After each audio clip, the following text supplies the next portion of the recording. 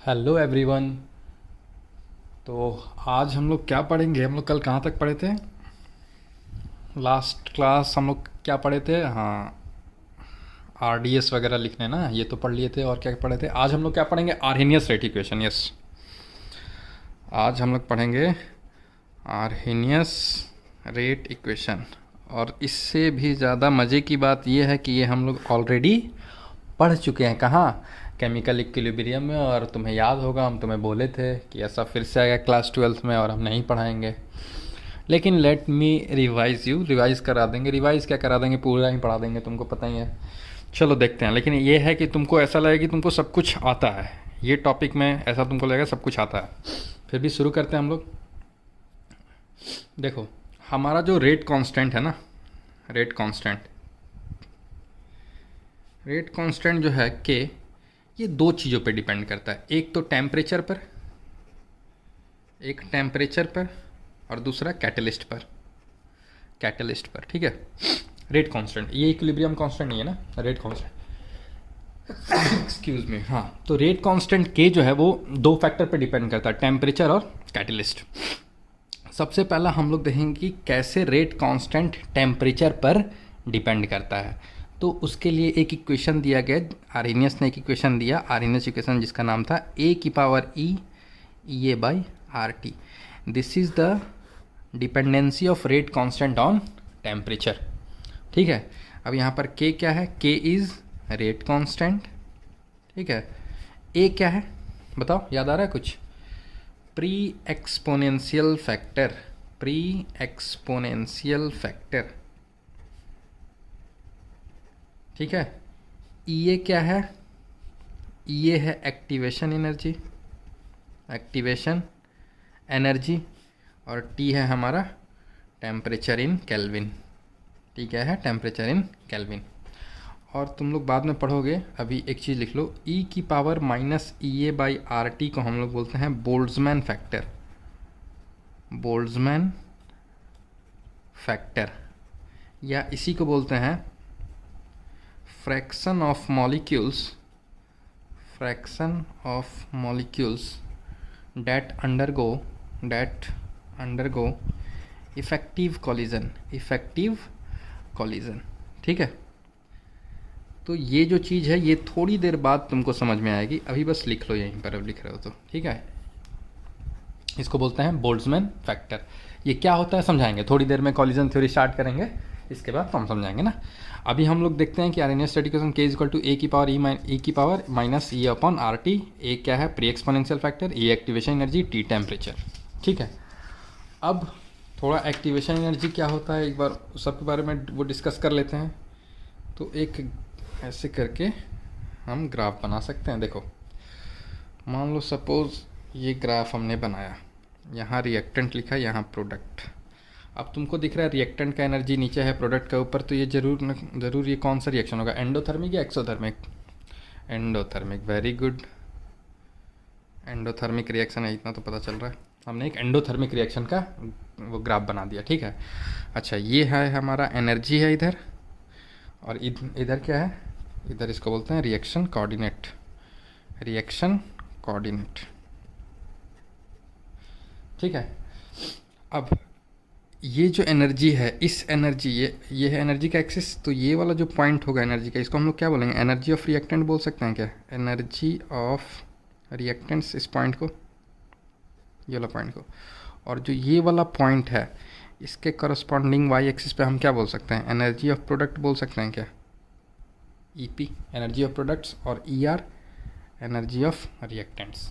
ठीक, तो देख के ही लग रहा है कि प्रोडक्ट का एनर्जी ज़्यादा है रिएक्टेंट से, तो ये ज़रूर एंडोथर्मिक रिएक्शन है। ठीक, अब तुमको याद है एक्टिवेशन एनर्जी क्या होता था? This is called activation energy. ये जो गैप है रिएक्टेंट्स का एनर्जी और ये, अच्छा इसको क्या बोलते थे याद है? इसको बोलते थे ट्रांजिशन स्टेट। इसको क्या बोलते थे? Transition state. ट्रांजिशन स्टेट एक वेरी अनस्टेबल स्टेट होता है। ठीक है, तो इसको बोलते हैं ट्रांजिशन स्टेट। ठीक, तो ट्रांजिशन स्टेट और रिएक्टेंट्स का जो एनर्जी है, ये गैप, इसी को बोलते हैं एक्टिवेशन एनर्जी। अब क्योंकि ये रिएक्टेंट से हम देख रहे हैं, तो this is activation energy for forward reaction बोल सकते हैं। ये सब बताया हुआ है, ठीक है, बस हम रिवाइज करा रहे हैं तुम लोगों को। उसके बाद यहाँ प्रोडक्ट से अगर इस ट्रांजिशन स्टेट का गैप देखोगे यहाँ से, तो this is what, this is activation energy for backward reaction. ठीक है। अब एक और तुमको बताए थे कि यहाँ से यहाँ का गैप क्या होता है, याद करो तो देखें किसको याद आ रहा है। यहाँ से यहाँ तक का गैप, इसको बोलते थे थ्रेशोल्ड एनर्जी। इसको क्या बोलते थे, थ्रेशोल्ड एनर्जी, ETH लिख देते हैं, इसको बोलते थे थ्रेशोल्ड एनर्जी। ठीक, अब थोड़ा सा थ्रेशोल्ड एनर्जी का यहाँ डेफिनेशन देख लेते हैं एक बार। थ्रेशोल्ड एनर्जी क्या होता है? It is the amount of energy required so that the reactant molecule collide to form product। ठीक है, मतलब इतनी एनर्जी होनी चाहिए मॉलिक्यूल्स के पास जिससे कि कोलाइड कर सके। कोलाइड का मतलब कोलिजन कर सके। अच्छा, रिएक्शन जो भी होता है वो कोलिजन से ही तो होता होगा। मान लो सपोज A प्लस बी से मान लो AB बन रहा है अगर, तो मतलब A का मॉलिक्यूल्स और B का मॉलिक्यूल्स आपस में क्या कर रहे होंगे, वो कोलिजन किए होंगे, और कोलिजन किए होंगे तो बॉन्ड फॉर्म हुआ होगा, है ना। हो सकता है कि ऐसे रिएक्शन हो AB प्लस BC या AB plus CD gives AC plus BD। तो ये AB मॉलिक्यूल और ये CD मॉलिक्यूल ये आपस में कोलिजन किए होंगे, तो AB का बॉन्ड जो है वो ब्रेक हुआ होगा, इधर CD का बॉन्ड ब्रेक हुआ होगा, और वो नया बॉन्ड A और C के बीच में फॉर्म हुआ होगा और B और D के बीच में फॉर्म हुआ। तो किसी भी रिएक्शन को होने के लिए कोलिजन होना जरूरी है, ठीक है। तो वही लिखा है कि it is amount of energy required so that the reactant molecules collide to form products. तो इतना एनर्जी चाहिए रिएक्टेंट्स को प्रोडक्ट बनाने के लिए, क्योंकि हमको क्या पता है जब तक ये बैरियर क्रॉस नहीं होगा तब तक प्रोडक्ट फॉर्म नहीं होगा। तो इतना तो एनर्जी चाहिए ही रिएक्टेंट मॉलिक्यूल्स को कि ये प्रोडक्ट बना सके। तो इसी एनर्जी को हम लोग बोलते हैं थ्रेशोल्ड एनर्जी। ठीक है, क्लियर है कि नहीं? अच्छा, दिख नहीं रहा है क्या? एक मिनट, अब देखो तो दिख रहा है क्या? दिख रहा? परफेक्ट, ओके, ठीक। अब एक्टिवेशन एनर्जी को क्या लिख सकते हैं? एक्टिवेशन एनर्जी, अच्छा इसको थ्रेशोल्ड एनर्जी को ETH, है ना, शॉर्ट फॉर्म में लिख दोगे। Activation energy EA। अच्छा, कुछ लोग मुझे बोलते हैं कि नोट्स अभी भी यूट्यूब पे भी अपलोड में भेज रहा हूँ, तो कुछ लोग बोल रहे हैं कि सर नोट्स कहाँ है? नोट्स तुम बना सकते हो ना, वीडियो को पॉज करके तुम लिख लो, फिर वो वीडियो को आगे चलाओ, ठीक है ना। और जब लेक्चर सुनते हो उसी टाइम वीडियो को बना लो। तुम ऐसा सोचोगे ना कि पूरा वीडियो देख लेते हैं बाद में बनाएंगे, तो तुम पूरा वीडियो देख लोगे और फिर तुमको लिखने का मन नहीं करेगा। तुमको ऐसा लगेगा अरे अब तो आ ही गया है, ठीक है आता है, तो ऐसा क्या होता है 2-3 दिन बाद फिर भूल जाओगे, ठीक। तो कोशिश करना कि लेक्चर लिख रहे हो पॉज कर करके वो सुनते भी रहो, समझते भी रहो और लिखते भी रहो। मतलब अगर मेरा 40 मिनट्स का लेक्चर है तो नो डाउट तुमको ख़त्म करते तक तुमको 1.5 घंटा या 2 घंटे भी लग सकते हैं। अगर तुम सारे क्वेश्चंस वगैरह सब कुछ किए खुद से, ठीक है, तो तुमको आराम से 2 घंटे लग जाएंगे उसको लिखने में, सुनने में, करने में। तुम सोचोगे 40 मिनट का, बस 40 मिनट देख लेते हैं हो गया, तो वो कोई फ़ायदा ही नहीं है, ठीक। तो थोड़ा ध्यान देना। एक्टिवेशन एनर्जी क्या है? It is the minimum excess energy, it is the minimum excess energy required for reactant to convert into product। ये वाली एनर्जी की इतना इसको एनर्जी रिएक्टेंट्स को हमको देना पड़ेगा जिससे कि ये ट्रांजिशन स्टेट जो बैरियर है, एनर्जी बैरियर, उसको क्रॉस करे। तो इसी एनर्जी को हम क्या बोलेंगे? Activation energy. अच्छा, हम देखो तो एक्टिवेशन एनर्जी को ये बोल सकते हैं क्या? Activation energy for forward reaction is equal to E threshold energy minus energy of reactants. Check करके बताओ, चेक कर लो ग्राफ। ये जो energy activation energy for forward reaction, क्या हम बोल सकते हैं अगर थ्रेशोल्ड एनर्जी में एनर्जी ऑफ रिएक्टेंट, यही तो है energy of reactant, E R. तो थ्रेशोल्ड एनर्जी में अगर ये एनर्जी माइनस कर देंगे तो एक्टिवेशन एनर्जी मिल जाएगा, बिल्कुल मिल जाएगा, तो ये भी लिख सकते हैं। ठीक, इसी तरह ई ए बैकवर्ड क्या लिख सकते हैं, बताओगे, खुद से बताओ। E threshold energy minus energy of product बोल सकते हैं क्या, सोच के देखो। ये जो एनर्जी है, this energy is energy of product, है ना, ये वाई एक्सिस पे एनर्जी ऑफ प्रोडक्ट, तो ई पी। तो हम बोल सकते हैं activation energy for backward reaction, इसकी वैल्यू कितनी होगी, इसकी वैल्यू, तो थ्रेशोल्ड एनर्जी में एनर्जी ऑफ प्रोडक्ट माइनस कर दो, वही लिखें, कोई दिक्कत नहीं। वेरी गुड, पॉज करके लिखना चाहो तो लिख सकते हो। ठीक, ठीक है, पूरा आ रहा है, इसको इधर साइड में रख देते हैं।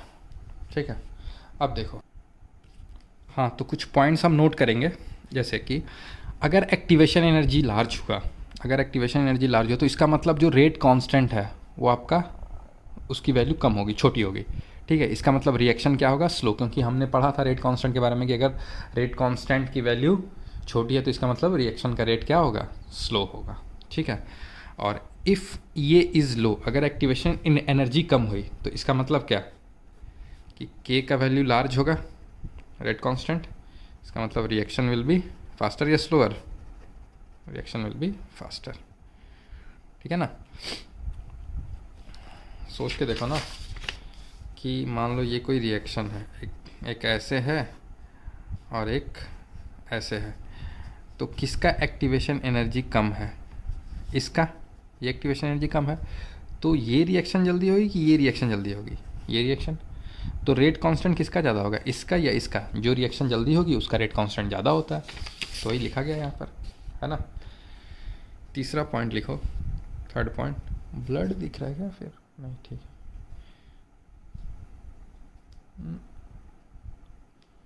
ऐसे कर रहे हैं तो ब्लड क्यों दिख रहा है, चलो कोई नहीं। थर्ड पॉइंट है कि इफ़ टेम्परेचर हम इंक्रीज़ करेंगे तो रेट कांस्टेंट क्या होगा, इंक्रीज़ होगा, इसका मतलब reaction will be faster. Temperature increase करने से रेट कांस्टेंट इंक्रीज़ होता है, और टेम्परेचर डिक्रीज़ करने से रेट कांस्टेंट डिक्रीज़ होता है, इसका मतलब रिएक्शन विल बी स्लोअर। ठीक है, चौथा पॉइंट है कि एक्टिवेशन एनर्जी और ए को क्या बोलते थे, pre exponential factor, are assumed to be temperature independent, इसका मतलब कि फॉर ए पार्टिकुलर वो रिएक्शन, एक्टिवेशन एनर्जी और प्री एक्सपोनेंशियल फैक्टर को क्या एज्यूम करते हैं, टेम्परेचर के इंडिपेंडेंट एज्यूम करते हैं। अब मान लो k is equal to A E की power minus E A by R T होता है, ये क्वेश्चन अपने को पता है। मान लो टेम्परेचर T1 पर रेट कांस्टेंट K1 है और टेम्परेचर T2 पे रेट कांस्टेंट K2 है, तो इन दो अलग अलग टेम्परेचर पे अगर हम आर्हेनियस इक्वेशन लगाएं तो क्या लिख सकते हैं, T1 पे हम वो लिख सकते हैं K1 is equal to A E की power minus E A upon R T1, बोल सकते हैं, और यहाँ पे T2 पे क्या बोल सकते हैं, T2 पे बोल सकते हैं K2 ए ई की power minus E A by R T2। ठीक है, तो जस्ट वो डिराइव कर रहे हैं, एक इक्वेशन तुमको याद होगा, ln K2 upon K1 is equal to E A 1 minus T1 minus 1 upon T2। हाँ, तो वो इक्वेशन एक डिराइव करना चाह रहे हैं हम। ठीक है, तो कर सकते हो क्या, खुद से डिराइव करो तो बताओ। ये वो इसका एक इक्वेशन आता है, वो केमिकल इक्विलिब्रियम में इसको डिराइव करवाया था अगर याद हो तो, ln K2 upon K1 is equal to ये 1 upon T1 minus 1 upon T2 करवाए थे, ये अपॉन आर था, सॉरी।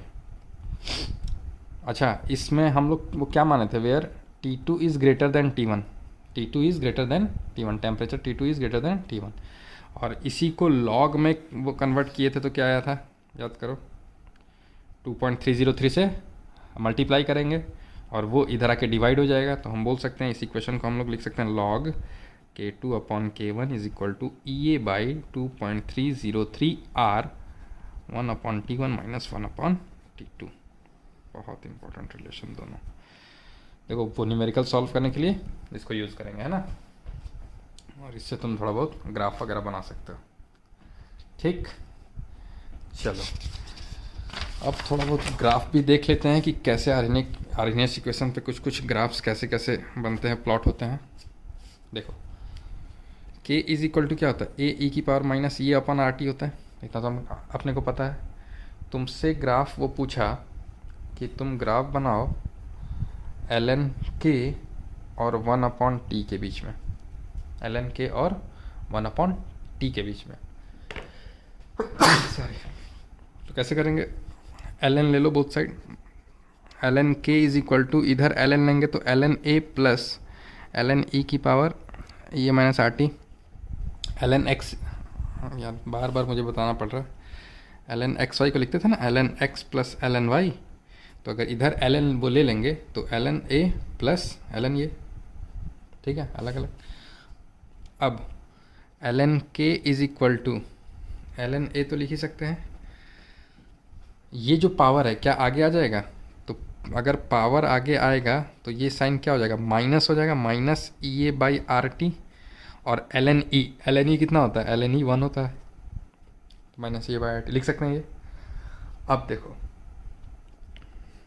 ये है ln k और ये है 1/t, इसका मतलब ये है y और 1/t, मान लो यहाँ ये इंटू 1 है तो 1/t को हम लोग वो क्या मान सकते हैं, x, तो स्लोप क्या हो गया जी, दिस इज़ द स्लोप हो गया क्या, y is equal to M X minus Y is equal to वो minus M X plus C type का ग्राफ आ गया, तो स्ट्रेट लाइन है ना, straight line with negative slope, तो स्लोप क्या हो जाएगा, slope is equal to minus A upon R, और इंटरसेप्ट क्या हो जाएगा, दिस इज ln a के बराबर, ठीक है। तो ये हो गया। अब मान लो स्लोप की वैल्यू आ गई, देखो इसका इस स्लोप का क्या यूज़ है, मान लो हमने एक एक्सपेरिमेंट से ऐसा ग्राफ निकाला और हमको अगर हमने ग्राफ ड्रॉ कर दिया तो क्या हम स्लोप वो निकाल सकते हैं ना आराम से, 2 पॉइंट को लेके स्लोप तो आराम से वो निकाल ही सकते हैं, वो या फिर थीटा अगर वो पता हो तो उससे भी निकाल सकते हैं। तो अगर हमको स्लोप पता चल जाए, आर की वैल्यू पता है, आर की वैल्यू कितनी, आर की वैल्यू यहाँ 8.314 लेंगे जूल वाला वैल्यू, तो हम बोल सकते हैं कि अगर आर का वैल्यू पता हो, स्लोप पता हो, तो इसको और इसको मल्टीप्लाई कर देंगे तो एक्टिवेशन एनर्जी निकल जाएगी। तो एक्टिवेशन एनर्जी जो आएगी वो किस में आएगी, जूल में आएगी, क्यों, क्योंकि हमने आर की वैल्यू क्या 8.314 जूल पर मोल पर केल्विन वाला वैल्यू लिया है ना। तो केमिकल काइनेटिक्स में जहाँ भी आर आएगा वहाँ पे कौन सी वैल्यू लेना है, 8.314 वाला, ठीक है, तो उससे एनर्जी आएगा 8.314, याद रखना ये। चलो तो ये ग्राफ हो गया। अब मान लो अगर तुमको कोई पूछे कि भाई अब तुम एक दूसरा ग्राफ बनाओ जो लॉग में हो, लॉग के और 1/t का, ये तो तुम लोग बना लोगे, अब तुम लोग बहुत तेज हो, एक बस तुम लोग को बताना पड़ता होगा, तुम तुरंत पकड़ लेते हो क्या बताना, चलो बनाओ, पॉज कर दो वीडियो को, आराम से पॉज करके खुद ट्राई करो। इक्वेशन इसी को लेना, k is equal to A E की पावर माइनस ये अपन आर टी, बनाओ। हाँ तो क्या है बताओ, कर लिए क्या सब, तो अगर कर लिए तो कुछ ऐसा आया लाइन, देखो तो जिसका स्लोप होगा माइनस ई अपॉन 2.303 आर, ठीक है, और इंटरसेप्ट क्या होगा, इंटरसेप्ट होगा लॉग ए। कुछ नहीं करना है, बस इस इक्वेशन में लॉग ले लेना है ना, या ln वाला आ गया, ln के बाद तुम ln वाले को लॉग में कन्वर्ट कर दो, यहाँ के बाद इसको वो लॉग बनाओगे तो वो क्या हो जाएगा 2.303 लॉग के, है ना, उससे भी कर सकते हो। चलो ये हो गया। अब कुछ क्वेश्चन दे क्या तुम लोग को, चलो क्वेश्चन है, for a reaction at 200 Kelvin rate constant k is equal to 5 into 10 की पावर माइनस 2, ये ठीक है, and at 400 Kelvin rate constant दिया है 50 molar second inverse, find E A, और ई ए किस में फाइंड करना पता है, इन किलो कैलोरी पर मोल। अब देखो इस चीज़ को, एक चीज़ तुम लोग समझ जाओ, हम जब तुम लोग को बोले थे कि R 8.314 लेना है तो उस टाइम ये जूल में आता। अगर R तुम 2 लोगे तो तुम्हारा ये किस में आएगा, कैलोरीज में आएगा, ठीक है। और वो कैलोरीज में आने के बाद तुम 1000 से डिवाइड कर दोगे तो तुम्हारा आंसर किलो कैलोरी में आ जाएगा। करो, कुछ नहीं करना, फॉर्मूला बस वो यूज़ करना है। पॉज कर लो, वीडियो पॉज करके आराम से ट्राई करो। ये सबसे ऑनलाइन में सबसे अच्छी बात यह है कि जिसको ट्राई करना है उसको ट्राई कर लेगा। जो चाहता है कि नहीं भाई देख ले बिना मेहनत किए आगे फॉरवर्ड करके, तो वो देख भी सकता है, मतलब आगे करके देख लो आराम से कैसे सॉल्व किया जा रहा है ना, खुद से मत करो। Very good. चलो देखो, log K2 by K1 is equal to A by 2.303 R। और ये बहुत इंपॉर्टेंट क्वेश्चन है, बता रहे हैं इस टाइप के क्वेश्चन आता ही आता है, लिख के ले लो। ऐसा क्वेश्चन आएगा, यहाँ तुम्हारे बोर्ड एग्जाम में भी आ सकता है, तुम्हारे नीट जेई एडवांस इस टाइप का कॉन्सेप्ट जरूर यूज़ कराएगा ये वाला फार्मूला, तो इसलिए भूल भी नहीं सकते इस फार्मूला को। T2। अब सबसे पहले कि सर T1 किसको माने, T2 किसको माने, मैंने क्या बोला था, T2 ग्रेटर देन T1, मतलब T2 बड़ा है T1 से, तो इसका मतलब जो दो टेम्परेचर दिया है 400 और 200, तो T2 क्या हो जाएगा, 400 हो जाएगा, T1 क्या हो जाएगा, 200 हो जाएगा। तो हम बोल सकते हैं जो ये T1 अगर है तो जो रेट कांस्टेंट इस टेम्परेचर पे दिया है date rate constant is K1, और ये टेम्परेचर T2 है, इस टेम्परेचर पे जो रेट कांस्टेंट दिया है दिस इज K2। पुट करो, अब तो पॉज करके निकाल लो, खुद से निकालो निकालो, वेरी गुड निकालो।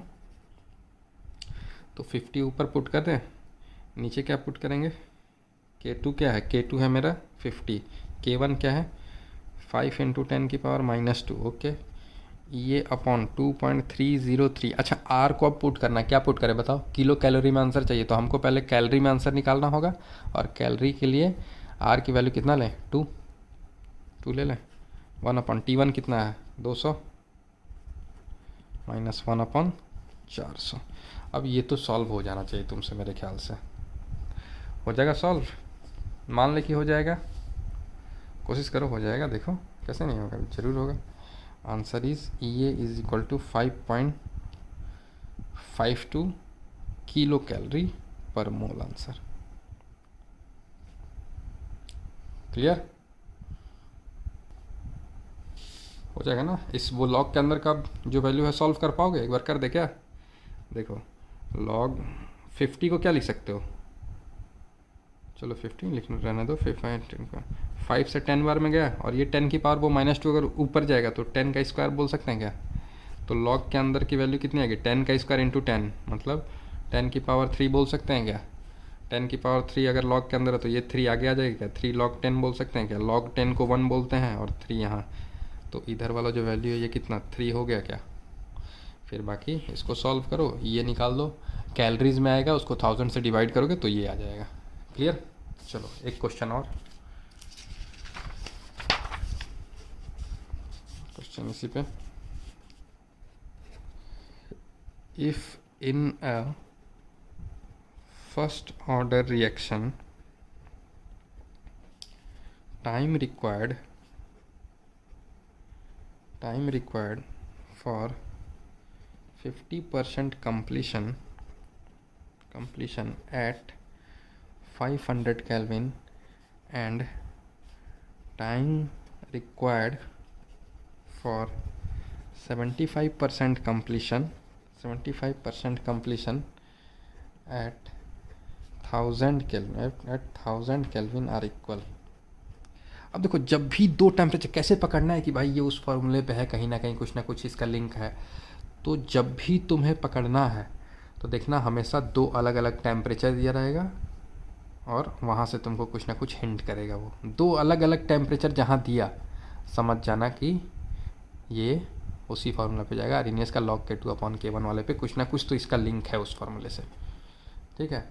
R equal then find the value of ये, फिर से हम बोल रहे हैं इन किलो कैलोरी पर मोल। अब मैंने बोल दिया कि मुझे आंसर इसी में चाहिए किलो कैलोरी में, तो तुमको इसलिए R2 लेना पड़ रहा है और फिर 1000 से डिवाइड करोगे लास्ट में, अगर कुछ नहीं बोलता, आंसर जूल में रहता तो R 8.314 लेते। हो सकता है कि आंसर किलो जूल में होता तो जूल में निकालने के बाद 1000 से डिवाइड दे देता है। ये करो तो बहुत अच्छा क्वेश्चन है, एडवांस लेवल का। करो, हो जाएगा, इजी है बहुत। हाँ तो किससे किससे हो गया आंसर बताऊँ? 1.38। किसी का आया क्या? 1.38 आ गया। कुछ लोगों का आ गया होगा, मुझे पता है। चलो देखो क्या करना है इसमें। अच्छा, इसमें अगर देखो तो देखो, दो टेम्परेचर तो दिया लेकिन दो रेट कांस्टेंट नहीं दिया है, और तुम तब से सोच रहे हो यार लगाएं कैसे। अब देखो T1 जो टेम्परेचर है, मान लो टेम्परेचर T1 जो है वो कितना है? 500 केल्विन, क्योंकि छोटा वाला टेम्परेचर है। T2 कितना है? 1000 केल्विन। ठीक, दो टेम्परेचर। अच्छा, अगर टेम्परेचर T1 दिया है तो क्या बोल रहा है कि इस टेम्परेचर पर जो रिएक्शन में 50% कंप्लीट होने में जो टाइम लग रहा है और इस टेम्परेचर पे 75% कंप्लीट होने में जो टाइम लग रहा है वो इक्वल है। अच्छा, अगर हमको मान लो इस T1 टेम्परेचर पर 50% टाइम कंप्लीट होने में T लग रहा है और टेम्परेचर T2 पे 75% रिएक्शन कंप्लीट होने के लिए भी टाइम T लग रहा है। क्वेश्चन में खुद ही बोल रहा है कि इक्वल है ऐसा करके। अब देखो, अब क्योंकि रिएक्शन फर्स्ट ऑर्डर है बोला है क्वेश्चन में, तो हम बोल सकते हैं कि भाई अगर हमको टाइम पता हो तो हम रेट कांस्टेंट निकाल सकते हैं। K इज इक्वल टू क्या होता था? याद करो, याद करो क्या होता था। देखना, ये चीज़ हम लिख सकते हैं क्या? K is equal to 1/T ln2 होता था क्या? याद करो। तुम बोलोगे नहीं सर 0.693 बाई के टी इज इक्वल टू ऐसा कुछ कुछ तुम तो बोलोगे, है ना। एक ही बात है। देखो ये लिखा मैंने, के टी इज इक्वल टू लिख सकते हैं ln2 को लिख सकते हैं 2.303 log 2, और इसी की तो वैल्यू आई थी 0.693, और यहाँ पर क्या था? के टी। तो हमने क्या लिखा था? के इज इक्वल टू या T is equal to 0.693 upon K. ठीक है, तो कहीं ना कहीं इसी से तो आया था। देखो जाके बैक साइड जाओ और देख लो फर्स्ट ऑर्डर रिएक्शन में जो ये इक्वेशन लाए थे 0.6193 अपॉन के वाला, देखो वहाँ पे 1/T ln2 आता था। तो हम बोल सकते हैं कि अगर हम इस टेम्परेचर से, हमको इसमें टाइम दिया है, अगर हमको टाइम दिया है तो हम इसको ऐसे लिख सकते हैं K1 is equal to 1/T ln2। ln2 कब आता था? ln2 कब आता था? जब हम लोग T हाफ लेते थे, है ना, 50% में, तो ln2 आता था। ठीक, अगर 75% की बात करोगे कि रिएक्शन 75% वो कंप्लीट हो रहा है, तो हम लोग टाइम तो बोल रहे हैं कि T ही लग रहा है, ये वाला टर्म कितना आएगा देखो ना, K is equal to 1/T ln A upon A minus x होता था क्या? ठीक, तो A को मान लो 100, A को मान लिया 100, इनिशियल कंसंट्रेशन मान लो मेरा 100 था, और 75% कंप्लीट होने का मतलब क्या कि मेरा x कितना है? 75 बोल सकते हैं, x मतलब जो ख़त्म हुआ रिएक्शन। तो 1/T ln, यहाँ 100 ऊपर में, A भी 100 माइनस x कितना है? 75 ख़त्म हुआ ना रिएक्शन, तो 100 माइनस 75, तो 1/T ln ऊपर में 100 अपॉन 25, तो 25/100, तो कितना हो सकता है? 1/T ln 4 हो सकता है 75% कंप्लीशन का। ये समझ में आ रहा है कि नहीं? ये है 75% कंप्लीशन के लिए। जैसे 50% कंप्लीशन के लिए हमारा क्या निकला था? K is equal to 1/T ln2। कैसे? K इज इक्वल टू क्या होता है? 1/T ln A upon A minus x. अब हम बोल रहे हैं 50% कंप्लीट, कंप्लीट मतलब x ही तो कंप्लीट हो रहा है, A माइनस एक्स में x क्या हो रहा है? कंप्लीट हो रहा है। तो हम बोल सकते हैं कि 1/T ln A, अगर 100% मान लें कि इनिशियल कंसनट्रेशन मेरा 100 है, तो 100 माइनस 50, तो नीचे कितना हुआ? 1/T ln, ऊपर में 100 नीचे में 50, ln2 आता था तभी तो 50% कंप्लीशन में। उसी तरह 75% कंप्लीशन के लिए ln4 आ रहा है। ठीक है ना, समझ में आ गया? 75% के लिए ln4 आ रहा है अंदर में, तो हम इसको 1/T ln4 लिख सकते हैं। अब वहाँ पे T हाफ लिखते थे और T 3/4 लिखते थे, लेकिन यहाँ पर दोनों जगह T क्यों लिखे? पूछे नहीं तुम लोग? क्योंकि ऐसा क्वेश्चन बोल रहा है, if in a first order reaction time required for 50% completion and time required for 75% completion at this temperature are equal, इसलिए T टेम्परेचर मान लिए कि वो इक्वल टेम्परेचर T है, तो ये लिख सकते हैं। अब K1 K2 पता चल गया। अब हम मेरा जो क्वेश्चन है, इक्वेशन में हमको क्या चाहिए था, log K2 अपॉन वो K1 चाहिए होगा, है ना, K2 अपॉन K1। तो क्योंकि ये थोड़ा सा बड़ा है तो हम साइड में ही इधर log K2 अपॉन K1 निकाल लेते हैं कितना होगा, ताकि हम इस इक्वेशन में पुट कर सकें। कौन सा इक्वेशन, अपना जो ओरिजिनल है, ये upon 2.303 R 1 upon T1 minus 1 upon T2। इसमें पुट करने के लिए हमको इसकी वो वैल्यू चाहिए होगी ना। तो रफ़ में अगर तुम्हें लग रहा है कि थोड़ा यहाँ बहुत ज़्यादा कॉम्प्लिकेटेड हो जाएगा, तो रफ़ में देख लो, 1 upon T ln 4 upon 1 upon T ln 2, 1 upon T cut गया, ठीक। और ln 4 को ln 2 का स्क्वायर लिख सकते हैं क्या, है ना। या फिर हम बोले इसको 2 को आगे लिख दे क्या, 2 ln 2 अपॉन ln 2 लिख सकते हैं क्या, ln 2 कट सकता है क्या, 2 आया, मतलब K2 बाई K1 का रेशियो कितना आएगा, 2। तो direct log K2 by K1 को क्या लिख दे, 2 लिख दें। वेरी गुड, पुट करोगे तो यहाँ से तुमको अब ये 1.38 किलो कैलोरी में आ जाएगा। R कितना पुट करोगे, पहले 2, तो जो भी तुम्हारा वैल्यूज़ आएगा वो कैलोरी में आएगा, 1000 से डिवाइड कर दोगे तो किलो कैलोरी में आ जाएगा। तो ये आंसर हो गया, ख़त्म। अब एक छोटा सा टॉपिक आता है टेम्परेचर कोफिशिएंट। बहुत छोटा सा टॉपिक है, एक नॉर्मल सा फॉर्मूला है। टेम्परेचर कोफिशिएंट क्या होता है, ठीक है, इसको कभी कभी फाई से डिनोट करते हैं, ठीक है। तो टेम्परेचर कोफिशिएंट का डेफिनेशन होता है, it is the ratio of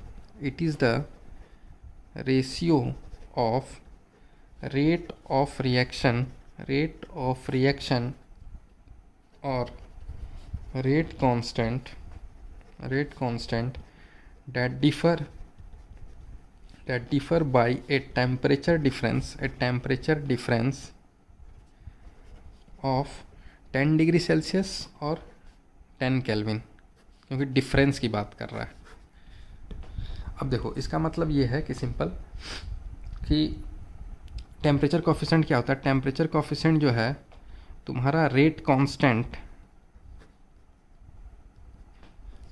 मान लो तुमने वो किसी रिएक्शन का, सपोज किसी रिएक्शन का rate constant T degree Celsius पे मेज़र किया, फिर तुमने 10 डिग्री बढ़ाया T प्लस वो 10 पे, वो टेम्परेचर को 10 डिग्री बढ़ाया, उसके बाद K मेज़र किया, ठीक है। तो इसको हम लोग बोले हैं K एट टेम्परेचर T, और इस K को बोल रहे हैं K at temperature T plus 10 degree Celsius. तो उन दोनों का जो रेशियो होगा ना, उसी रेशियो को बोलते हैं टेम्परेचर कोफिशिएंट, रेट कांस्टेंट के रेशियो को, ठीक है। अब और ये जो रेशियो आता है ना, normally this ratio comes between 2 to 3, 2 से 3 के बीच में ये रेशियो आता है। हर 10 डिग्री सेल्सियस का डिफरेंस पर रिएक्शन का जो रेट है वो 2 टाइम्स बढ़ जाता है, ठीक है ना। तो ये चीज़ है नॉर्मल सा एक, क्लियर, ठीक। अब रेट कांस्टेंट को एक और चीज़ चेंज करता है, that is role of catalyst. देखो कैटलिस्ट क्या करता है, a catalyst provides an alternative pathway for the reaction to take place.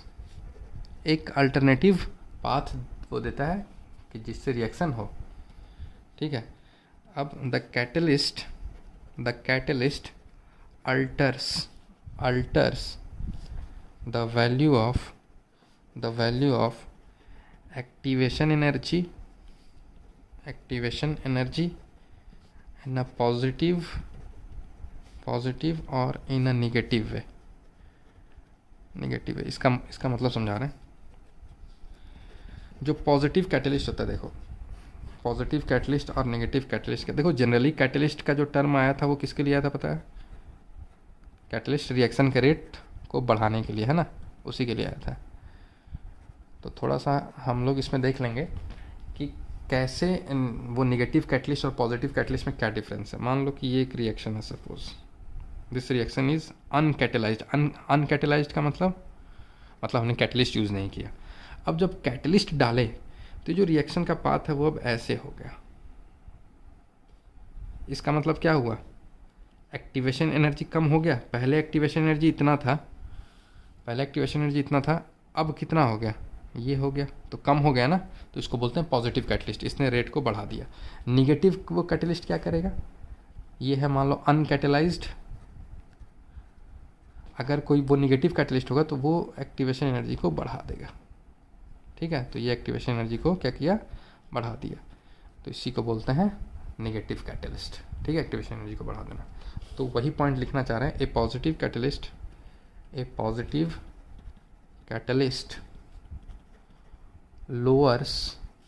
lowers the value of activation energy, अरे यार ये लिख देता मैं, शिट गड़बड़, activation energy while a negative catalyst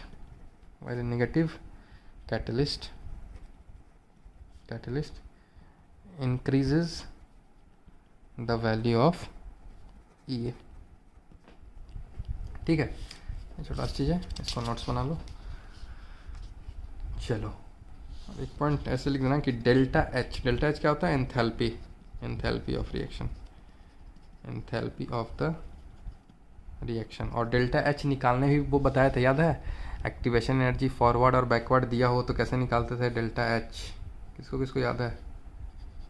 मान लो ये मेरा ये है ना, और ये मान लो सपोज मेरा ई बी है,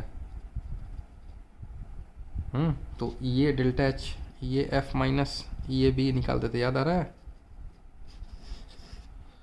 केमिकल इक्विलिब्रियम पढ़ाए थे। ठीक है, तो ये चीज़ था डेल्टा एच। चलो, तो डेल्टा एच जो होगा ना, इसके बारे में जो पॉइंट हम लिख रहे थे वो ये, enthalpy of the reaction remains unchanged in the presence of catalyst, delta H में चेंज नहीं होगा। ठीक है।